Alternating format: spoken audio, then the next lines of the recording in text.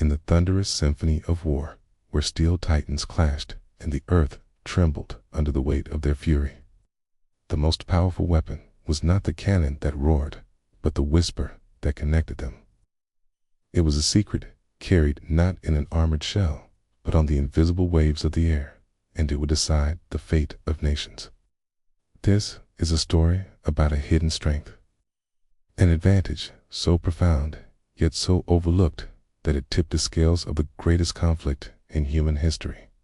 It is the story of how the humble American Sherman tank, often outgunned and outarmored by its fearsome German counterparts, became the master of the battlefield. Its secret was not thicker steel or a larger gun, but a voice, clear, constant, and unbreakable connection to its brothers in arms. In the early days of armored warfare, the battlefield was a place of profound isolation. A tank commander was the king of his own steel castle, but a king who was often deaf and blind to the world beyond his periscope. He relied on hand signals, signal flags, or worse, a brave soldier running between machines amidst a hail of fire. This was the world of the German panzer divisions. Their tanks, the Panthers and the Tigers, were marvels of engineering, beasts of legend, with thick hides and claws that could tear through Allied armor from a mile away. But inside these formidable machines lay a critical weakness. Their communication system, the FUG-5 radio, was an amplitude modulation, or AM, system. It was a technology of whispers and ghosts, low-powered, plagued by static and interference from the very engine that gave the tank life. Worse still, a staggering 80% of these panzers were equipped only with a receiver. They could listen, but they could not speak. They were islands of steel, powerful, but alone, waiting for orders that often came too late or never at all. Now, imagine a different reality. Picture Sergeant Frank Miller, buttoned up inside his M4 Sherman, a tank affectionately nicknamed Fury's Echo. He was not an island. He was a node in a vast, invisible network. His tank, like every single American tank that rolled off the assembly line, was equipped with the SCR-508 radio, marvel of frequency modulation, or FM technology, while the German commander strained to hear a crackling voice through a storm of static. Frank heard the voice of his platoon leader as if he were standing right next to him. The FM signal was stable, powerful, and crystal clear, cutting through the din of battle like a lighthouse beam through fog. He wasn't just connected to the 4 other tanks in his platoon. He was connected to his company commander, to the artillery batteries miles behind the lines, and even to the fighter bombers circling like hawks in the skies above. 100% of American tanks had this voice. They were not a collection of individual machines.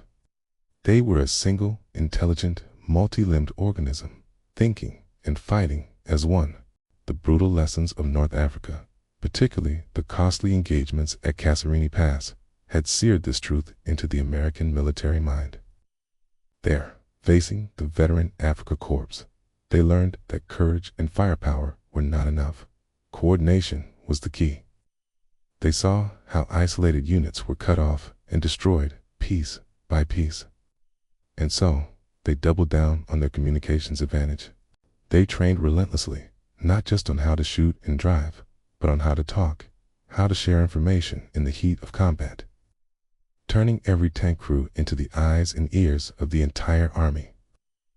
The true power of this invisible weapon was unleashed in the dense hedgerows of Normandy during Operation Cobra. A German Panther crew, hidden in a perfect ambush position, might feel a surge of confidence as they watched a lone Sherman rumble into their sights. They were the apex predator. Their 88mm cannon was the stuff of nightmares. But as they prepared to fire, the Sherman's turret would suddenly snap towards them. A moment later, shells would begin to rain down, not from the tank they were targeting, but from an unseen artillery battery miles away. Then, from the flanks, 2 more Shermans would appear, their guns already trained on the Panther's weaker side armor. What the German crew never knew was that the first Sherman had seen a glint of their long barrel. Its commander, perhaps a man just like Frank Miller, hadn't panicked. He hadn't fired a futile shot. He'd simply pressed a button on his microphone and spoken 3 calm words into the net. Panther, grid square, ... double quotes. Instantly, every friendly asset in the area knew. The artillery plotter marked the coordinates. The other tanks in the platoon, who were out of the Panther's line of sight, received the warning and began a coordinated flanking maneuver. The lone Sherman was never alone. It was the tip of a spear, connected to a shaft of immense power. The German Panther, for all its might, was deaf and mute. Its crew fought and died in isolation, a victim not of inferior steel, but of inferior information. This scene repeated itself thousands of times across the fields of France, the forests of the Ardennes, and the plains of Germany. American kill ratios began to climb, not because their tanks were suddenly better, because their crews were smarter, faster, and fought as a unified whole. This communication superiority didn't just win firefights. It reshaped the very doctrine of war. The Americans could create flexible combined arms task forces on the fly. A tank commander could directly request an airstrike on a stubborn anti-tank gun position. An infantry squad pinned down by a machine gun could call a nearby Sherman for immediate support. This created a tempo of operations the Germans simply could not match. Their command structure was rigid, a fragile pyramid relying on runners and unreliable radio links. The American structure was a fluid, resilient web. One node was destroyed, the others could instantly adapt and reroute information, maintaining cohesion and momentum. The encirclement of the Ruhr pocket was the ultimate expression of this philosophy. Hundreds of thousands of German soldiers, trapped in a massive cauldron, were systematically dismantled by Allied forces who moved with a terrifying, almost omniscient level of coordination. American armored columns were not just blundering forward. They were flowing, communicating constantly, sealing gaps, reporting enemy movements, and calling in precise fire missions, strangling the life out of one of the last great German armies. It was a victory of connectivity. In one of the greatest intelligence failures of the war, the German High Command never fully grasped the strategic significance of the Allies' communication network. They saw the Shermans as technically inferior and focused their efforts on building bigger, acute, more powerful tanks, failing to realize they were perfecting the sword while their opponent was mastering the nervous system.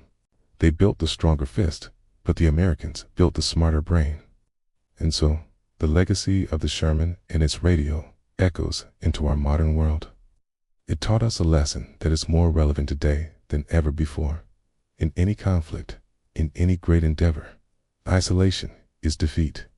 Connectivity is strength. The most powerful armor you can have is not the steel that protects your body, but the information that sharpens your mind and the bonds that connect you to your team.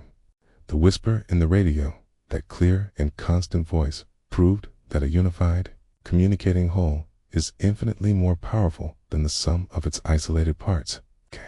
It reminds us that the greatest victories are won not by those with the sharpest claws, but by those who learn to fight, to build, and to triumph together as one voice.